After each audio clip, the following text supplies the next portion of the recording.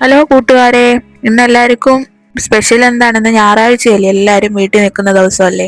ഞങ്ങൾ ഇന്ന് ബീഫ് വാങ്ങിച്ച് കറി വെക്കാമെന്ന് തീരുമാനിച്ചു. അങ്ങനെ ഞങ്ങൾ ബീഫ് കറിക്കുള്ള റെസിപ്പി തയ്യാറാക്കുകയാണ്. അപ്പം നമുക്കത് നോക്കിയാലോ.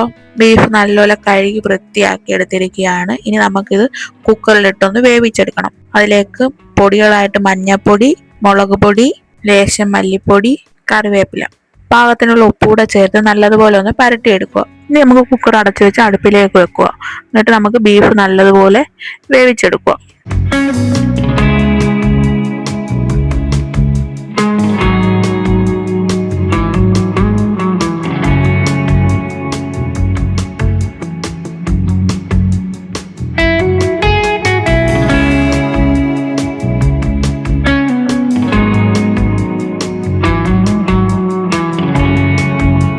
ബീഫ് വെന്ത് വരുമ്പോഴത്തേ നമുക്ക് ഇതിനകത്തേക്കുള്ള മസാലപ്പൊടി ഒന്ന് പൊടിച്ചെടുക്കാം.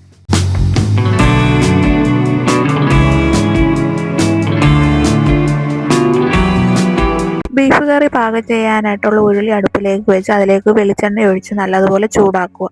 അതിനകത്തേക്ക് നമുക്ക് പച്ചമുളക്, ഇഞ്ചി, വെളുത്തുള്ളി ഇതെല്ലാം കൂടി ഇട്ടൊന്ന് അരച്ചെടുക്കുക. അത് ഈ വെളിച്ചെണ്ണയിലേക്ക് ഇട്ടൊന്ന് വഴറ്റിയെടുക്കുക.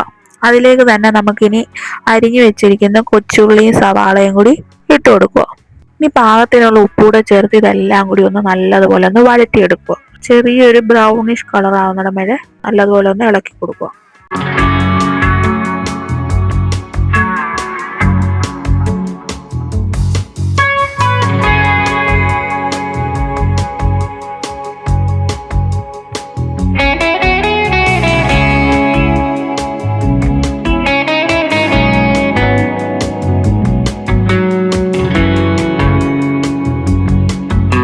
നമ്മുടെ ഉള്ളിയെല്ലാം നല്ലതുപോലെ ഒന്ന് വഴണ്ടു വന്നിരിക്കുകയാണ്. ഇനി നമുക്ക് ഇതിലേക്ക് പൊടികൾ ഇട്ട് കൊടുക്കാം. പാകത്തിന് മുളക് പൊടി, മല്ലിപ്പൊടി, മഞ്ഞപ്പൊടി, കുരുമുളക് പൊടി. ഇതിലേക്ക് നമുക്ക് ഈസ്റ്റേണിന്റെ മീറ്റ് മസാല ഉണ്ടല്ലോ, അതും കൂടി ഇതിലേക്ക് ചേർത്ത് കൊടുക്കുക.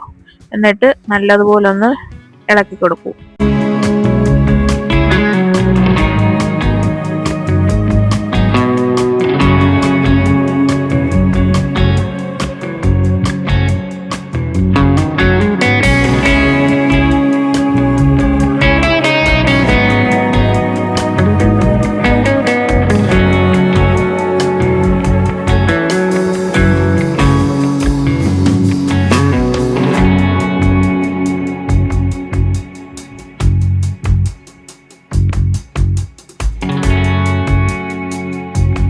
പൊടികളെല്ലാം എണ്ണയിൽ കിടന്നൊന്ന് വഴണ്ടി വന്നിട്ടുണ്ട്. ഇനി ഇതിലേക്ക് നമുക്ക് അരിഞ്ഞു വെച്ചിരിക്കുന്ന തക്കാളിയും പച്ചമുളകും കൂടിയിട്ട് ഒന്നുകൂടെ ഒന്ന് ഇളക്കി കൊടുക്കുക.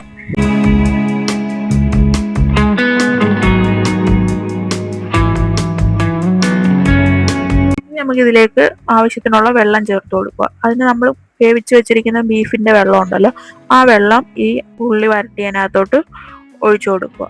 അന്നേരം നമ്മുടെ ബീഫിന്റെ സത്വം എല്ലാം ആ വെള്ളത്തിൽ തന്നെ ഉണ്ട്. എന്നിട്ട് ഒന്ന് നല്ലതുപോലെ ഒന്ന് ഇളക്കി കൊടുക്കുക. ഒന്ന് ചെറുതായിട്ടൊന്ന് തിളച്ച് കഴിയുമ്പോഴത്തേക്ക് നമുക്ക് വേവിച്ച് വെച്ചിരിക്കുന്ന ബീഫും ഉണ്ടല്ലോ, ആ ബീഫ് കൂടെ ഇതിലേക്ക് ഇട്ട് കൊടുക്കുക.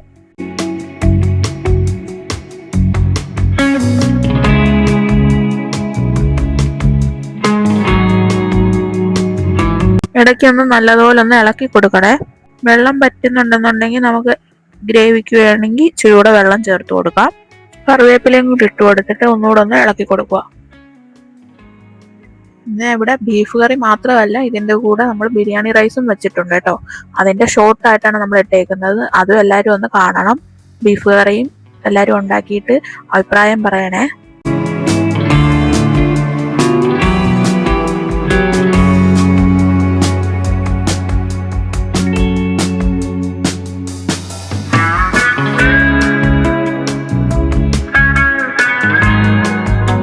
എല്ലാവരും നമ്മുടെ ഡെയിലി ഇടുന്ന വീഡിയോസ് ഒക്കെ കാണുന്നുണ്ടോ?